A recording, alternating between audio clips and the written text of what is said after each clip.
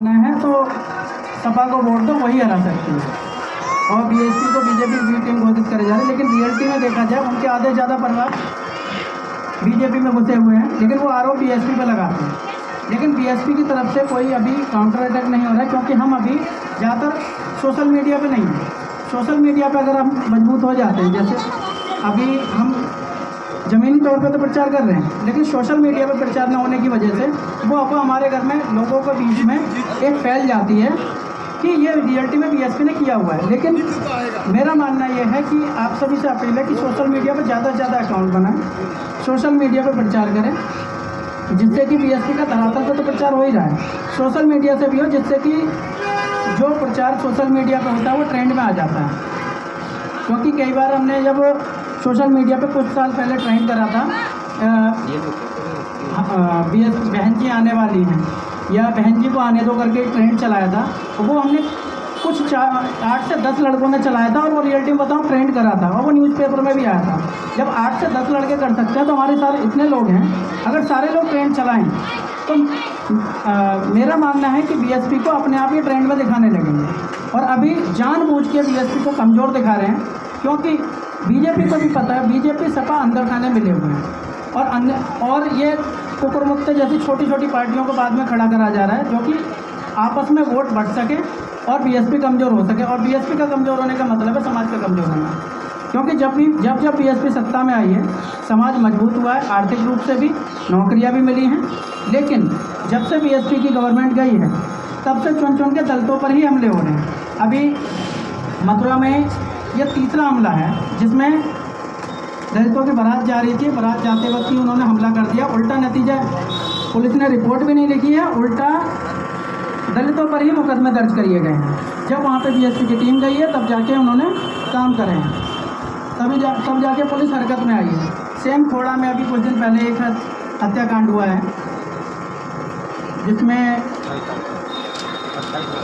28 ईद वाले दिन उसको ईद की बधाई के नाम पे उसके दोस्तों ने चाकू से मार दिया था। उसमें भी पुलिस प्रशासन बिल्कुल शांत बैठा था। जब बहन जी ने उस मुद्दे को उठाया तब जाके योगी सरकार हरकत में आई है, तब जाके वो दिखावे के लिए एक एनकाउंटर कर दिया कि वो बाइक के भाग के जा रहा है। लेकिन मेरा सवाल यही है सरकार से कि जब योगी आपकी कानून व्यवस्था मजबूत थी तो ये हत्याकांड इतने खुलेआम हुआ कैसे? और जब हुआ तो रिपोर्ट क्यों नहीं लिखी जा रही थी? वहाँ पर रिपोर्ट भी नहीं लिखी जा रही थी, उल्टा पुलिस कह रही थी कार्रवाई होगी। सेम यहाँ पे इतना दबाव पड़ा तब जाके कार्रवाई हुई है। अभी कुछ दिन पहले एक पैरा एथलीट की हत्या कर दी गई, वहाँ पर भी बीएसपी ने दबाव दिया, तब जाके वहाँ पे एक आरोपी को गिरफ्तार किया गया है। यहाँ पर भी अभी एक हत्याकांड हुआ था ग्रेटर नोएडा में उस 13 साल के लड़के का दुराचार करके मार दिया गया। उसके ऊपर अभी तक आरोपी पकड़े नहीं गए हैं। अगर गवर्नमेंट कहती है कि हम कानून का राज ला रहे हैं, अगर कानून का राज ला रहे हैं तो आरोपी खुलेआम क्यों घूम रहे हैं? एक 12 साल के लड़के को दुराचार करके मार दिया जाता है और उसका कुछ नहीं होता। लेकिन क्योंकि मीडिया में उन्होंने पकड़ बना के रखी हुई, गोदी मीडिया ने अफवाह फैलाते रहते हैं कि कानून का राज स्थापित है। अगर कानून का राज स्थापित है तो कहाँ दिख रहा है कानून का राज? कानून का राज केवल एक ही सरकार ला सकती है, वो है बसपा सरकार। बहन जी जब सीएम बनते हैं उसके बाद अपराधी प्रदेश छोड़ के भाग जाते हैं और या फिर जमानत या फिर अपने आप खुद ही सरेंडर कर देते हैं। मैं एक छोटा सा घटना बताऊं, मैं मैनपुरी ज़िले से आता हूं। मैनपुरी ज़िले में कुछ अपराधी ऐसे हैं जो कि बहन जी की गवर्नमेंट होती है वो खुद जेल में पड़े रहते हैं। अभी बीजेपी गवर्नमेंट है, वो बाहर घूम रहे हैं, यहाँ तक कि बीजेपी में ही अभी पदाधिकारी बने बैठे हैं वहाँ पे गवर्नमेंट में।